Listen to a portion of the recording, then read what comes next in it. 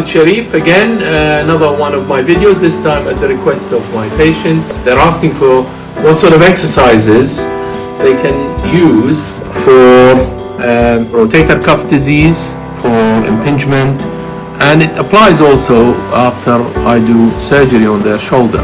I'm going to teach you some exercises that actually don't need any equipment, just a simple weight or a can of baked beans probably do the trick. The first exercise I'm going to teach you, leaning over the chair. You can use weights or in the beginning without weights, and just simple pendular exercises. The next one is backwards and forwards.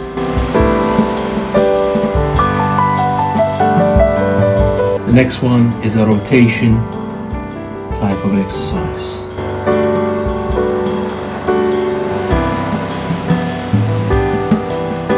The next exercise you can do with your chair.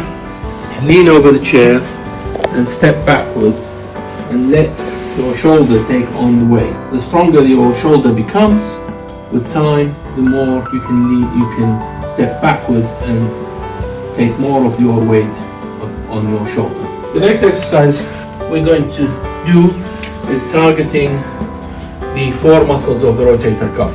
And it's very important, the rotator cuff is actually the heart of the shoulder. The shoulder is a very mobile joint and it's stabilized by the muscles around it. It's mainly the rotator cuff working against the pull of the deltoid. So if they become dysfunctional, the rotator cuff becomes dysfunctional, the deltoid tends to pull the ball of the shoulder upwards, and then you get a loss of balance and you get the impingement cycle setting in. So if you increase the power of your rotator cuff, more likely than not you will balance your shoulder and you get rid of the pain. So the four muscles are the supraspinatus, and they do abduction of the shoulder, the infraspinatus, which does external rotation of the shoulder, the subscapularis, which does internal rotation of the shoulder, and the teres minor, which does this movement. If you want to target the supraspinatus, so it's a small weight, and you do this.